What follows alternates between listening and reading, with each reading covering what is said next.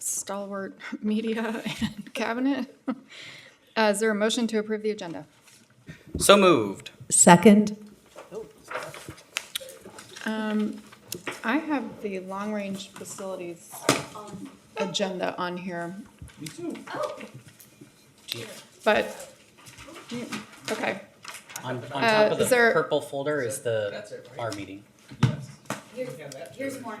I really do have have the one. long-range agenda. Passing down. Okay, Jean gave me hers. Well, here, just still so that they can have them. Yeah.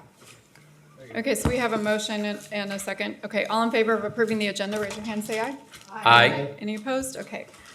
We will get right into the budget hearing. Ms. MacArthur, take it away. Yes. Good evening, everybody. We are getting to the end of the road with our budget season here tonight, and we're going to present the 24-25 budget draft. Oh, there's my screen. So,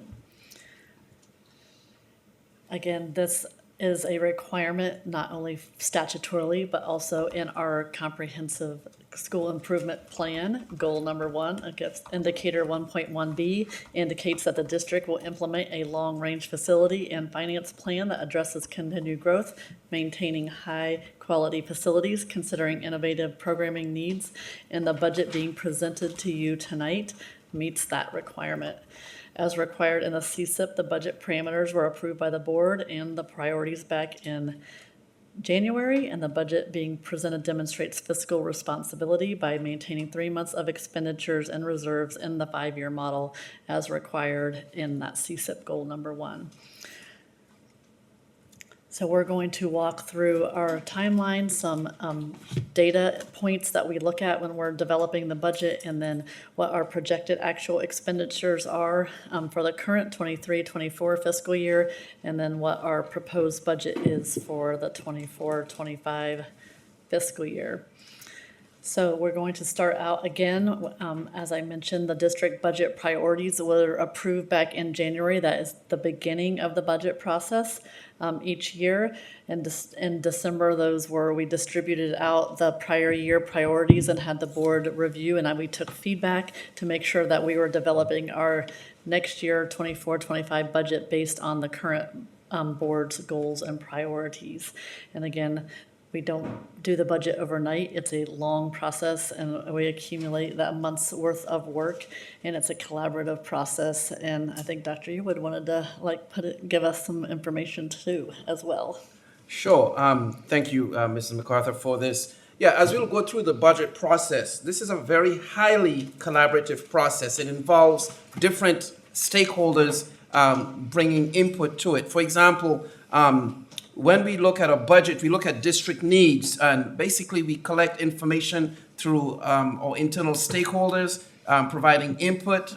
We get input from cabinet, even from the board, from principals, directors, and so on. And of course, these are collected, and then there's a point in which Ms. MacArthur and her team sits with them to make sure that they're addressing district priorities, making sure that basically they're focusing on our number 1 priority, which is on student achievement. But this is a very, very intense and very, very strong collaborative effort. It even addresses our CSIP, which is a driving force in terms of our strategic plan. So again, as Mrs. MacArthur says, it is a highly collaborative process. It's not one and it happens over, again, a period of time with input from all stakeholders. Just want to emphasize that.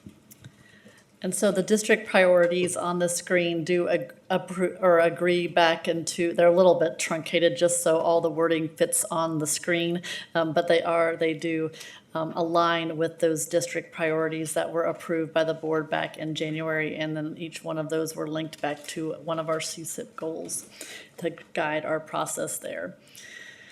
Again, the main number 1, there's no particular order, but our improved compensation for employees and focus on student achievement is one of our main priorities and guiding principles in our CSIP.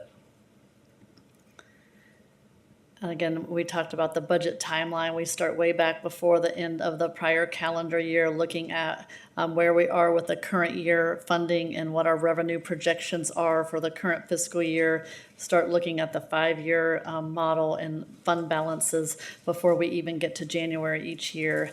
And then in January, again, the board discussed and approved the budget parameters and priorities and began looking at the projections for the 23-24 operating budgets. In March, then the board again reviewed projected operating revenues for 23-24 and discussed operating budget revenue assumptions for the 24-25 budget. And we reviewed fixed costs, which includes those costs that have to include or continue each year, such as transportation, utilities, insurance, those type things, and one-time needs. Then we got to April. It was the end of our negotiation season. We looked at capital projects, so we approved the capital projects list again prior to the board meeting in June and approving the overall budget so that we can do some preliminary planning and contracting so we can take advantage of the short time period when our children are out of schools to do some construction. And then in April, we also approved all of our salary schedules for all of our employees and authorized contracts with advancement of all employees. And then in May, again, we reviewed all implications of the year-to-date revenue and expenses, including recurring additions to the 24-25 budget and recommendations on the 5-year model. And then the last time we were here at the work session, we reviewed the preliminary budget summary. And then tonight in June, the board has to hold the public hearing, and then next week will be the final approval of the final budget document. This slide just shows that CPS is a large organization with over 18,000 students and nearly 3,000 employees, and we are now the 4th largest employer in the Columbia community. Our demographics continue to change. You can see the breakdown of the student demographics and ethnicity in the middle of the screen there, and also the free and reduced lunch chart there on the bottom of the screen. And we also show the breakdown of some of our individual instructional programs over on the right-hand side of your screen, and our populations and those students eligible for specialized services such as special education, EL, those continue to grow, which requires continued additions to FTE and those specific areas. And again, our buildings and square footage is also important, as we have 39 school buildings, so over 40 buildings altogether and over 3.5 million square feet of building space. So again, that was one of our priorities as well. It's not only important to maintain the facilities that we have so that students have a good learning environment, and then transportation is also one of our largest line items for our fixed costs, and that's because we have 303 square miles that we have to cover each day to get all of our scholars to school. This next slide shows our student enrollment, the historical data over the last 10 years. Enrollment is important because it's a data point as it drives revenue received from our state funding. And you can see the drop in the middle of your screen there in the enrollment in the 2021 fiscal year during the COVID-19 pandemic. But there has been a steady increase in enrollment over the last few years coming out of the pandemic, and next year will actually be the first year that we are actually required by our Department of Elementary and Secondary Education to use pre-pandemic attendance and enrollment data for calculating our state aid. And so we've been under using the 1920 data up until this point. But we have, you can see that it's basically rebounded to where we were pre-pandemic, and what we're projecting is pretty flat for 24-25 at 18,900 students. And again, as seen on the previous slide, student enrollment continues to grow, but especially in those specialized areas such as pre-K, special education, EL, free and reduced lunch, which also leads to increased needs in those areas and increased funding due to the weighted factors in calculating the state aid.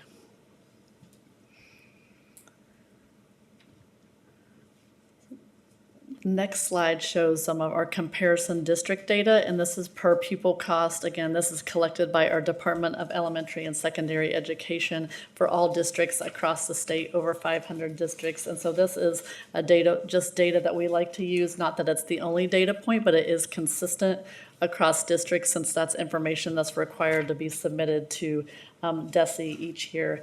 But it also shows that we are very heavily locally funded, which you can see the assessed valuation and our tax levy information is included on that side. And so that's really important that the large majority of our revenues do come from our local community. And so that's based on our tax levy and our assessed valuation there. And also our per pupil expenditures, you can see at $13,898 per pupil, and that continues to increase as we continue to put additional money into our operating budget. And the average of those schools there is the blue line. Above the blue line is $13,082, so our per pupil is slightly above our comparison districts. And then the average class size and teacher-student ratio for comparison districts, again, this is another data point that I like to show, just so we can see that because it's pulled consistently across the state from all districts. And you can see the student-teacher ratio. The average of all the schools is 14.57. Columbia does continue to be below the average at 13.54. And then also the average for the class size is 17.09. Again, this is not only teachers in classroom, regular classrooms, so this includes all certified personnel, so people like instructional mentors who may not have or reading recovery teachers who pull only a few kids each day. And so normally if you're walking down the hall in one of our buildings, a regular core classroom, you're not usually going to see 15 to 16 students in a classroom. But again, it just shows because that data is submitted to DESI, that's a way that can be collected consistently without us having to do a recalculation of our own to actually look at class sizes. And so we've talked the last couple times that I have brought you finance updates a lot about all of our additions to our operating budget for the 24-25 budget. And we walked through all the compensation increases and recurring additions. And so this slide now shows just the summary of that information. Nothing new is on here that you haven't already seen in a previous presentation. It just is important because salary increases, including steps and schedule improvements, the total is over $12 million. And when you add in those FTE additions, that's included here, 64 additional FTE additions, it's $16.7 million addition to the operating budget. And so it's important because salary and benefits, again, account for an almost 80% of budgeted operating expenditures, and continued improvements are important so that we can continue to recruit and retain highly qualified employees throughout the district. And also as our salaries increase, so do our benefits. But the one good thing is that we have remained flat for our health insurance and dental and life insurance premiums. We have not had to raise rates since prior to the pandemic. We're in the middle of a 3-year contract with our medical, dental, and pharmacy benefit providers for the calendar year 2023, 2024, and 2025, and those are on a calendar year basis, so we are not projecting any increased cost for the next fiscal year. And then the fixed costs, we talked about those. Those are our largest service and supply expenditures that we have district-wide. You can see those largest line items there are property and liability insurance with an increase of about $329,000. Our student transportation, again, this is the final year of our STA renewal for next year for the 24-25 school year, and that was a renewal at 2%. So that's a $285,000 increase to the operating budget. Utilities at $281,000, and then Board of Education and miscellaneous, which includes things like our audit, our election services, legal services, those type things are all in the board budget. And so, in a pretty conservative increase for next year at right under $1 million for total increases to fixed costs is what we're projecting for the 24-25 school year.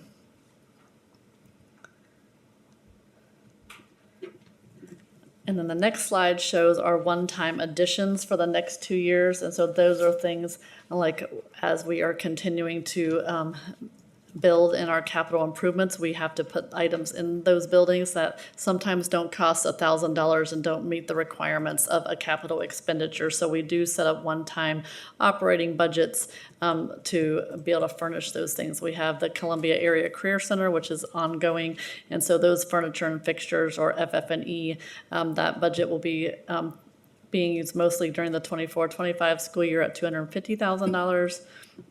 And then we also talked about at our long-range facilities planning committee, and over the last year that we were looking at space utilization. And so the space utilization audit is also projected in there. And so total one-time additions for next year for 24-25 are $430,000. And then we also have additional FF&E needs for the following year as we continue construction on the new elementary school for the opening in the fall of 2026. And then at $1 million for those furniture and fixtures. Battle Elementary addition and renovation also will be opening with an additional budget for that school at $250,000. And then, as we'll see, we're going to start our elementary math is on the curriculum adoption cycle. So that will be for the 25-26 school year, about $500,000. And so total one-time additions, and those are built into the 5-year model for 25-26 as well. So this slide I like shows our graphical on the right-hand side, and then the numbers on the left-hand side that shows what our revenue. You can see the largest, again, over 60% of our revenue does come from our local sources. The largest portion of that is from our local property taxes, and then our Proposition C, which you've heard me talk about at our finance updates, the changes that are going into there. So right under 180 million, current 23-24 projected actual for local revenue. Intermediate, again, those are our county revenues, right over 2 million, state at 80.3 million, and then our federal, you're going to see as 17 million. And so total revenues for the current, again, this is the current school year, we're going to end right under over $279 million for operating revenues. And then you can see the breakdown. 64% of those are from local sources. State is right around 30%, 29, and then federal at 6%. And then we have the breakdown of our expenditures. Again, salaries and benefits total right under 80%, 79% of our budget there. And then our service and supplies at 55.5 million, and then transfers out. And then for a total expenditures of 268.5 million for the current school year. And so that we do have a surplus that will be going into our fund balance that will then be driving some of the additional increases that we're able to give for the next 24-25 budget. And then the summary of those changes between what we're having in the current year and then what we're going to see on the next slide with for the next 24-25 budget. So our local revenue, the increase is going to be 6.7 million. We've talked about right around 4 million of that is from our local property taxes due to our increased assessed valuation, and 2.5 million of that increase is from our Prop C revenues from 25.5 to 28 million that we saw on the last couple months as driving the increase in the amount that DESI is saying per our weighted average daily attendance for Prop C, driving the additional sales tax money. And so that's the difference between the current year and the next year for our local revenue. And then our state revenue, this one's also been a topic that we've discussed the last couple months. The largest driver of our state revenue increase is in our foundation formula money. We've talked about our SAT, or state adequacy target, increasing from $6,375 to $6,760. And that's, again, the first increase in the SAT since prior to the pandemic. And so that's driving about $9.5 million in additional state aid into the state revenue line. And the other $500,000 is from the increase in our transportation revenue. Just a reminder, our transportation revenue is based on the prior year expenditures. And so since our expenditures for transportation between last year and this year increased, then our revenue is projected to increase between the current year and next year. And the state is projecting a full funding of the transportation categorical, again, at 75% of transportation funding. And then, no surprise, then our federal revenue then will go down because we've had all of the stimulus money coming in over the last couple years. And so as that is deteriorating, we have a decrease in our federal revenue line of 2.8 million. And so our total overall revenue increase between the 23-24 projected actual and 24-25 budget is 13.9 million. And then we switch to our expenditure line items. You can see our salaries and benefits. Salaries projected again to increase 13.3 million, benefits at 2.7, and that gets you right at that $16 million number that we've talked about. That includes increases for step experience, increases for improvements to schedules, plus all of our increases for recurring additions for positions. That adds up to that $16 million number, which is going into salaries and benefits, which is the difference between the prior year and next year. And then our service and supply increase is 2.6 million, largely due to those fixed cost increases. And so a total expenditures of 18.6 million net increase between the 23-24 projected actual and 24-25 budget. And then our transfers out, we didn't mention this, they are increasing quite a bit between the current year and next year. And that line item includes a large transfer to capital of $5 million. Again, we approved the $1 million increase or transfer to capital for the Rosetta improvements, and then our device replacement as our teacher devices, staff devices are now over $1,000, and so we're transferring from what would have been spent out of the technology services operating fund over to the capital projects fund to be able to purchase those devices next year. And then also about a $2 million transfer from the operating fund to the nutrition services fund to be able to cover the deficit as we continue to put money into the salaries and benefits and the salary schedule for the nutrition services employees. The revenue no longer is enough to be able to cover the full cost of that, and so we're transferring money. So that's what that transfer line includes. And so total expenditures and transfers then of an increase of $24.2 million. And so then this slide then shows what that means for total amounts. Again, our local revenue is right under $186 million. Again, 63% of the total operating budget is from that local revenue. State then has increased to over $90 million there. And so that state, remember, was 29%, now is up to 31% for next year. And then our federal, again, there was a decrease in the federal revenue. It was 6% of the budget in the current year, down to 5% what we're projecting for 24-25. For total revenues right under $293 million. And then our expenditures, again, salaries at $172.7 million is 59% of our total expenditures, and then benefits at $53.5 million, and so those two line items together then right under 80%, and then service and supply totals about 20%, and then transfers out is a larger line item again because of the items that we just discussed and the increase in that transfer line. And so our revenues over expenditures basically flat at $177,584 for next year. And so when we're looking at it this way, we call this the breakdown by object. And so with salaries and benefits, those are object codes as defined by the Department of Elementary and Secondary Education. The next slide then shows what our budget includes, provides by function. And so this is the breakdown, shows you the different instructional lines, the support lines, administrative lines.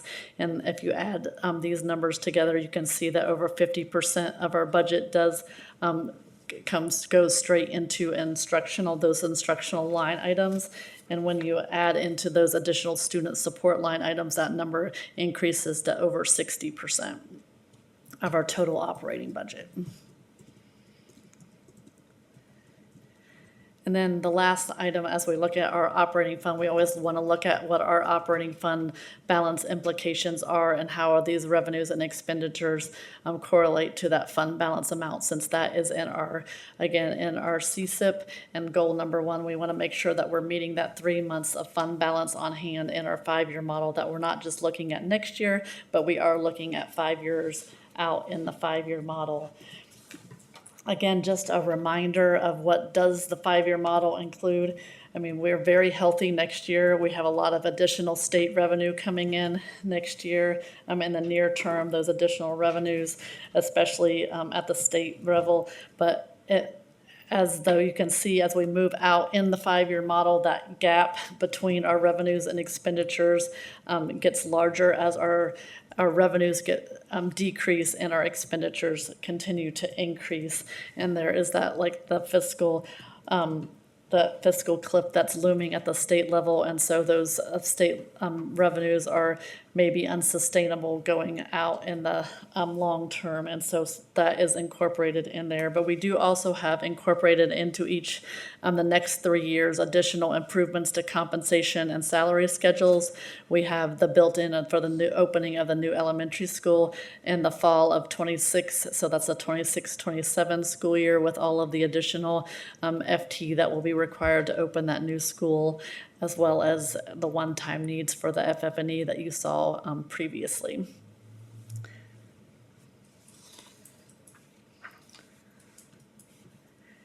And so just to switch gears, and again, this is, again, operating fund we've been talking about. That's our general and our teachers fund together, talking about operating fund. Then we do have some other special funds that the debt service fund is referred to as Fund 3 at the state level. We are required by state law to have a separate fund to pay our principal and interest payments on our general obligation bonds.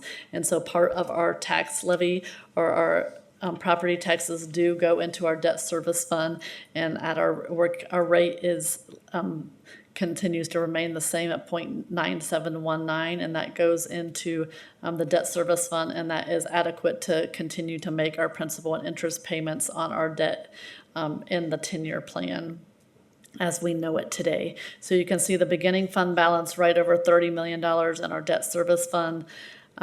Again, right over 33 million. Most of that is property tax revenue. There is some interest revenue in that amount as well, for right under $34 million in total revenue for the debt service.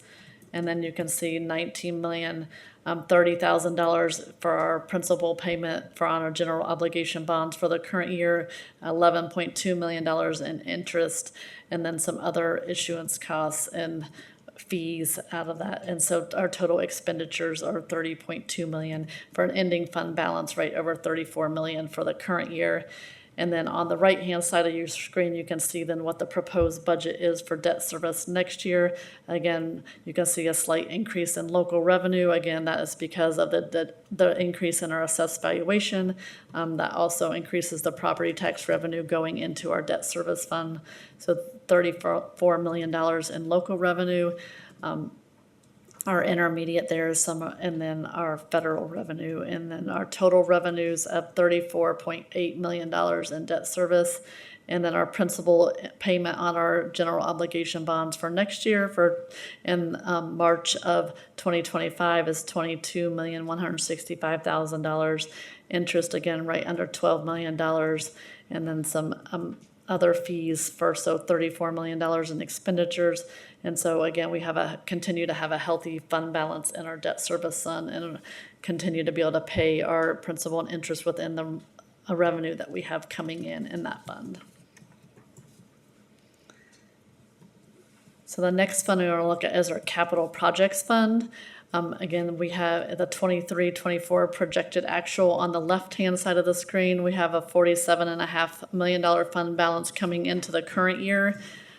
We did issue bonds a couple months back, and so you can see the large other revenue line is $40 million in bond. We had about a little over $2 million in premium on those bonds. That's in there, plus transfers, which adds up to the $45.5 million that's on the other line.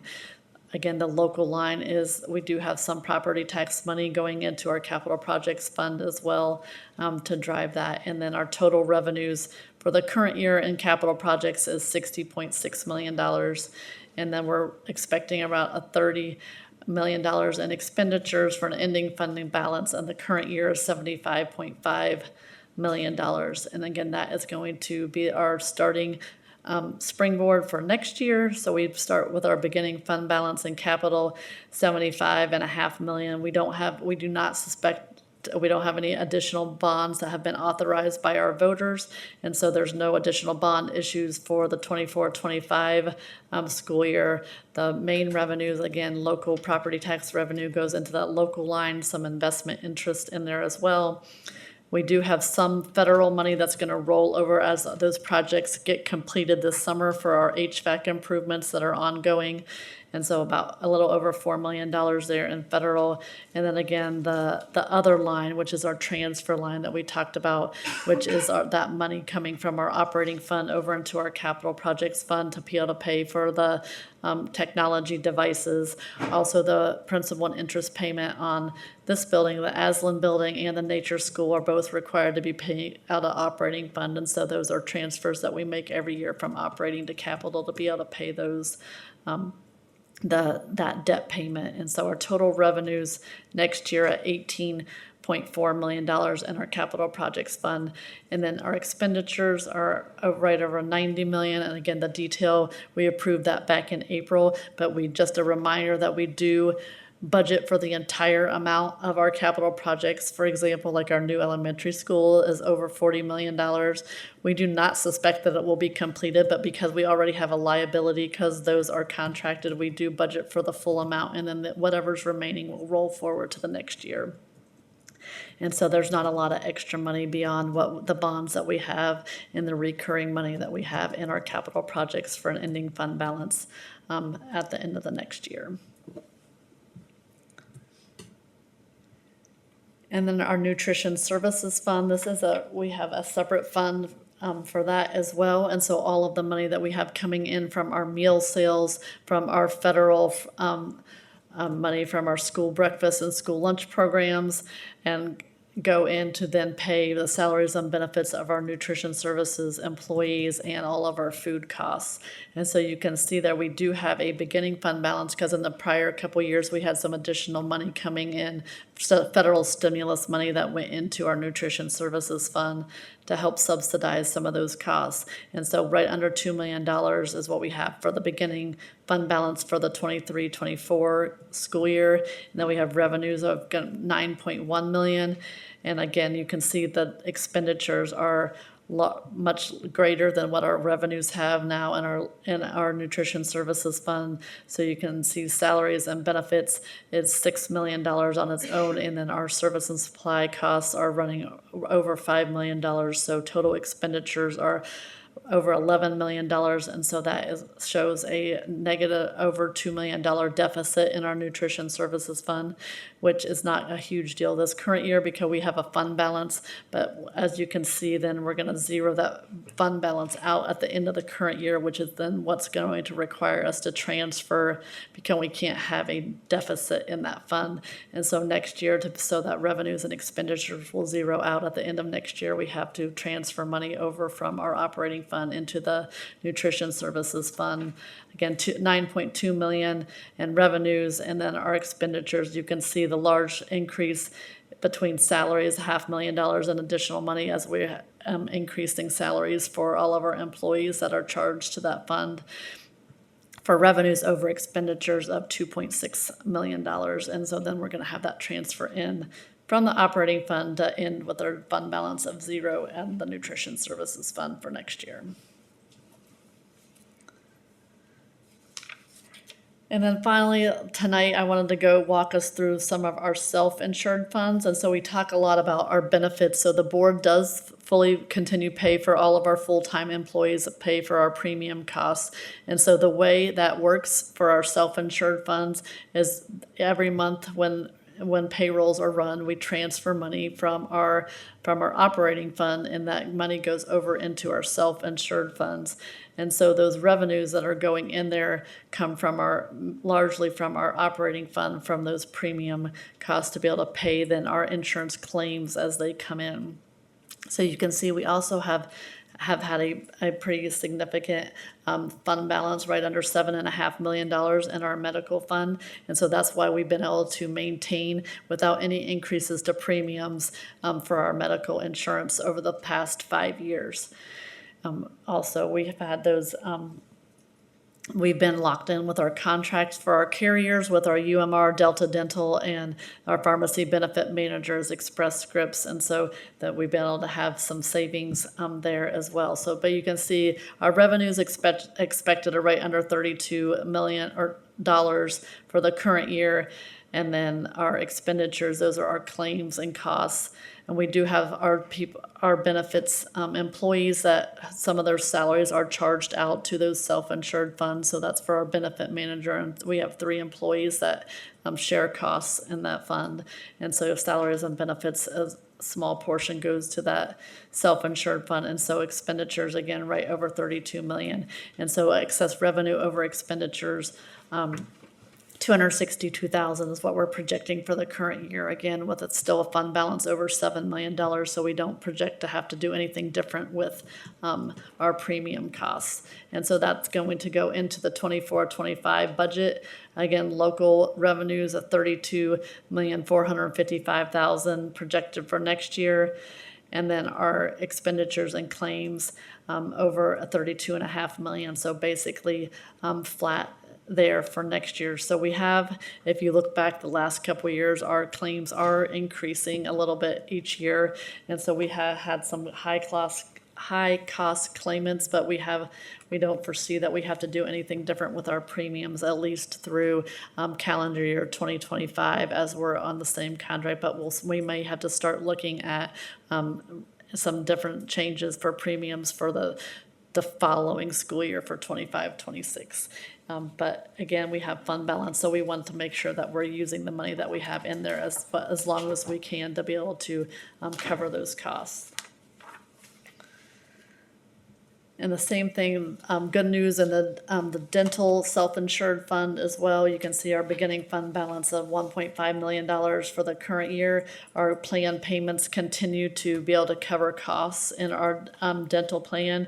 You can see there are total revenues of $1,875,000 going into our dental. Again, just like our medical, those each month we have that money that comes over when payroll is run out of our operating fund and into our self-insured fund to cover those costs. And then as the claims come in, then we pay them directly out of that self-insured fund.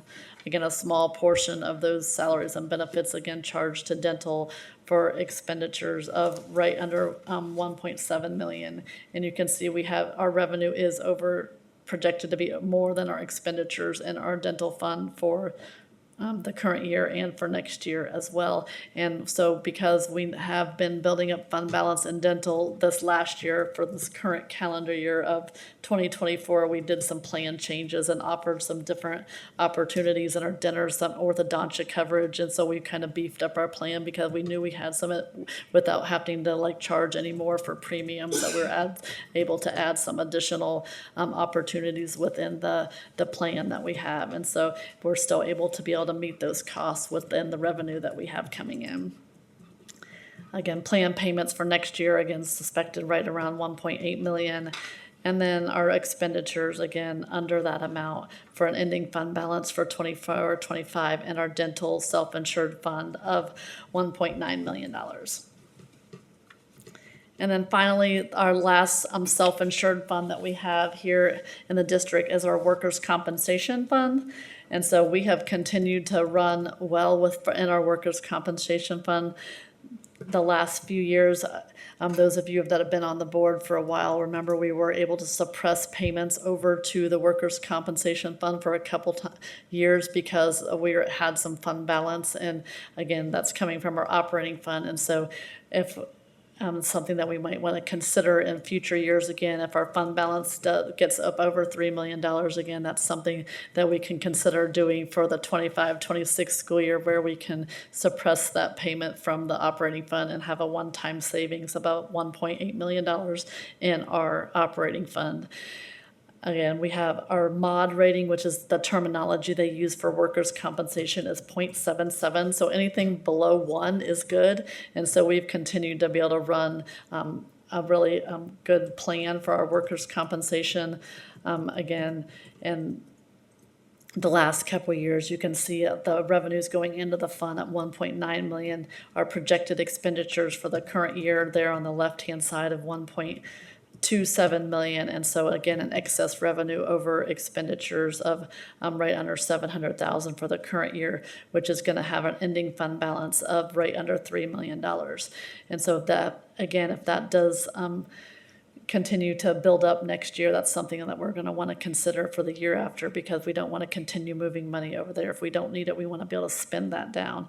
And so if we have about 2 years worth of plan payments and fund balance, that's something that we can do and not worry about not having enough money in that fund. So you can see next year our plan payments again at $1,850,000 is what we're projecting, and then our costs of 1.3 million. So again, an excess revenue over expenditures for an ending fund balance of 3.6 million for workers' compensation. And that is the last slide I have, and so I am willing to take questions. Does anyone have any questions? Ms. Farrell? Shocking. I noticed this particular presentation didn't have a couple of slides for any recurring FTE like previous budget presentations. Will that be in our budget book that you give us? I guess we're getting a budget book, right? So not tonight, so on Monday you'll get the final budget book. You do have the executive summary, but I just, you should have a purple executive Yeah, summary. no, I have that. We got it. Yeah, Yeah, I just, but because we did it the last 2 meetings, I just didn't know that you wanted to, but I am happy I to just discuss wondered all of since the. yeah. Because it was you had it, the April presentation, the May finance meeting, and then the preliminary budget last month, so I didn't, Okay. I That just thought. makes sense. maybe- Repetitive, right. Yes, didn't want to hear it, and so I just gave you the summary information for all of the salaries and benefits, and because nothing had changed since the last time I presented it. So last year, we got the budget book on the Friday before the board meeting, but we're not going to get the budget book until the night that we're voting for the budget. Is that correct? No, we'll get it. We're planning to, if we have time blocked off tomorrow and Friday to print budget books. Oh, and then we can come by on Friday and get them. Okay. Because, I have nothing else to do for the weekend But but read to read a 500 400-page budget book. 500, yeah. pages. My husband's coming home on Saturday. I'm sure he'll be glad to read. I can just read it out loud to him. Then I had 2 more questions. I know we're doing we're going to keep the super users stipends for Correct. Infinite Campus. Yes. My question is, do we have any flexibility if we get into the year and some of our larger schools, we have some schools that have, 5,000 devices. Correct. And I don't know if all of those need help with Infinite Campus, but to be able to add or adjust there. Yes, maybe. and so mainly the super users are for like the, to be able to support those, not necessarily student device, it's for Oh, like okay. to It's mostly support like, yes, Teachers administrative. and yes. guidance counselors. Yes. Okay. Correct. But yes, for the recommendation from our aid department is that they feel like the aid department should be able to do it with only additional 1 person in each school. I think it's good to continue it. Yes. For the year. I think that's great. Correct. And then I guess my other question is along the same lines, since we're implementing the new weapons detection system, and we don't know exactly what that flow and the logistics and all of that is going to look like. And it's not our job to know, but once the buildings get that kind of down, if they feel like they have an additional need, is that something that they can reach out to you guys about, or how much flexibility do we have? Yes, and of course, you guys know that we have fund balance, and so we have fund balance for things like that. If something does come up where we feel like we can't support it with the amount of FTE that we have allocated, then we can Look at that. regroup. And obviously, we want everyone to be safe, and we want buildings to have what they need. Yeah, and we want it And we don't- to work well. Right, and Yeah. we don't want to spend money on a system that we can't support. Exactly, exactly. Okay, thank you. That was all I had. Ms. Snodgrass? I had two quick things. One is just, this is really picky, sorry, for when you do the presentation again, the slide that shows student enrollment, it's very lovely. I totally understand why you're starting at 16,000 so that we can see the breakdown. And it also makes it appear a little bit like our pre-K enrollment is a little, a very large proportion of our total enrollment. And so was just going to suggest, I don't know if there's a way to be able to adjust the graph so that it's a little more representative of our enrollment, if that matters or not. But So anyway, you mean the coloring of it, or just like the numbers at the bottom? yeah, what you're because you start the graph at 16,000 students. Oh, right. Do you know what I mean? It looks like Oh, if you the- look at 2015, 16, it looks like pre-K is like half of a third of our student Yes. population is all. Gotcha. So just, I know the first time I glanced at it, I was sort of like, wait, what? Yep. But Of that's course. super minor. But my actual question was just, one, just want to say I'm very supportive of the increased salaries for our kitchen, food service staff, all of that, not suggesting we do anything. And so I don't think it's necessarily an issue that we're now having to transfer funds over. But I do know that for a very long time, that fund really, they kind of broke even. And so I'm just curious if there are plans or if there's any anticipation that it might get back to that point, or if the increases in salaries and the fact that we want to keep the costs lower for our students just means that that's part of what you're now accounting for, like in the 5-year model and things like that. So that's a great question. And Lena Fulham, our Director of Nutrition Services, has been here for many, many years, and that is one thing that she has always strived to do, because not all school districts have historically been able to keep that fund self-subsidized. But yes, and there was a couple years, coming out COVID, when we continued to pay all of our employees and we didn't have enough revenue my personal opinion is I don't know how that we will be able to make up an additional $2 million, just because that is a large percentage of the revenue.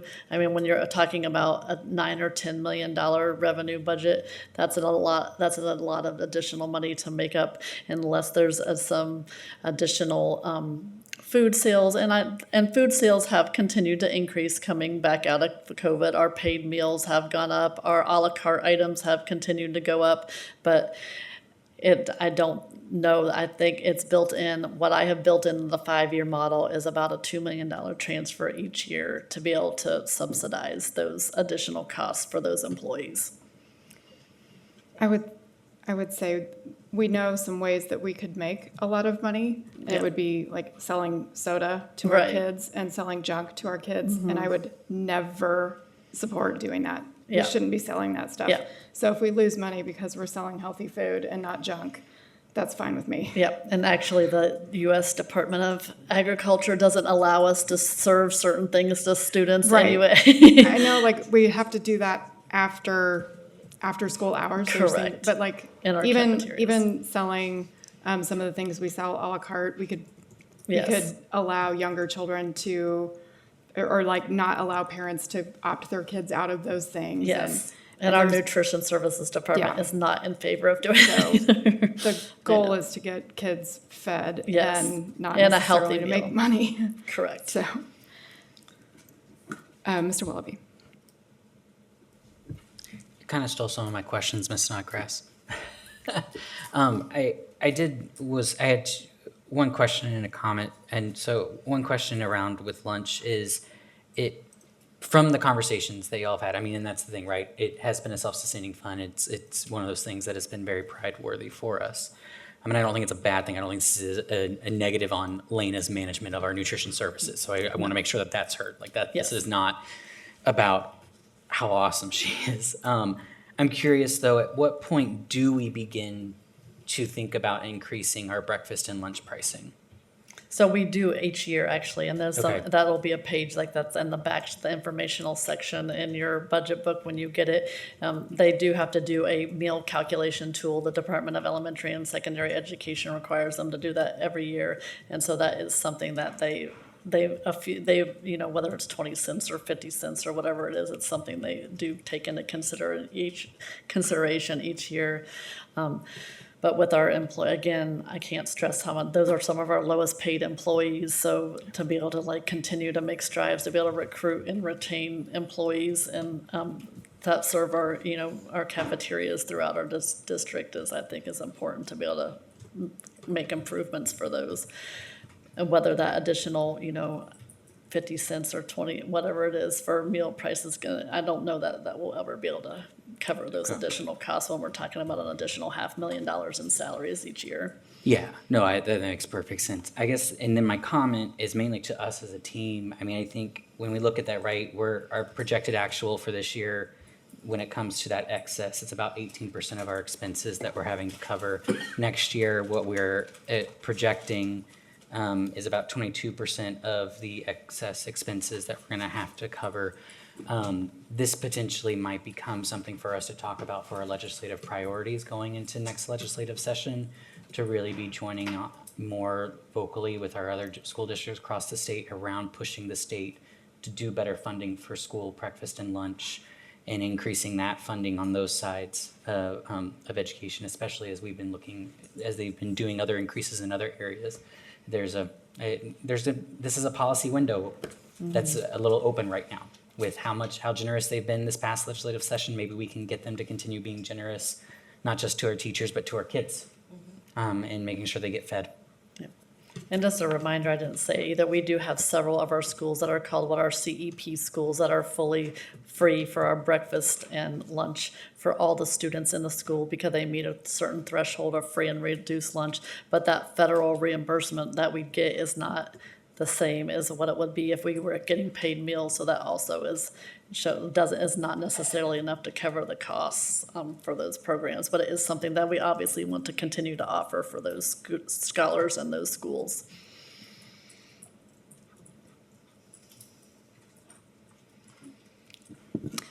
I have a quick question and then a broader comment. Do we have stop loss insurance for medical? We Is it do. $1 million? It's about $1.1 to $1.2 million.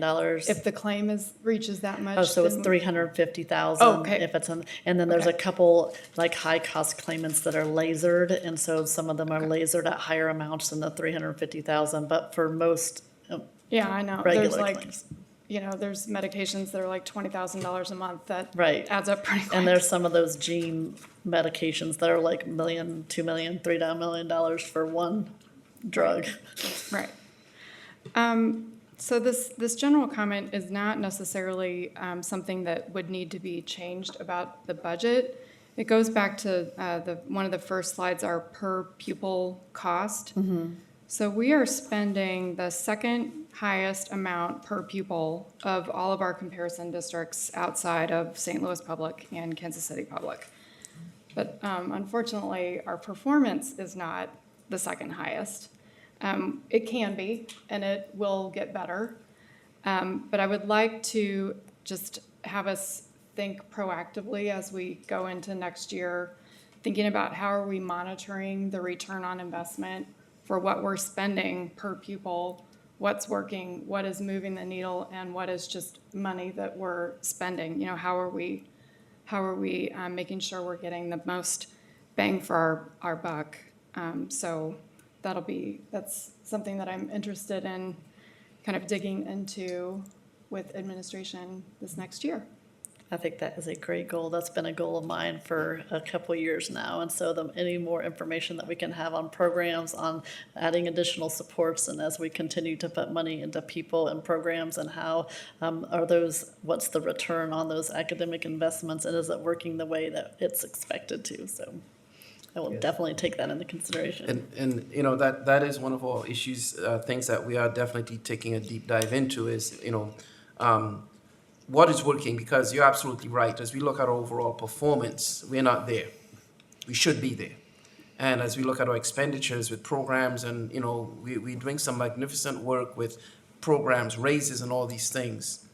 But one thing that's not being raised is our academic performance. And we've got to get there. And we have to take a very critical look at why and fix it. So you're absolutely right. Hear to what you said. Seeing no other questions, is there a motion to adjourn? Oh, did we have anyone sign up for public comment? No, we did not. Okay. Is there a motion to adjourn? I move to adjourn before 7 p.m. Second. All in favor, raise your hand and say aye. Aye. All right, we are adjourned. Thank you.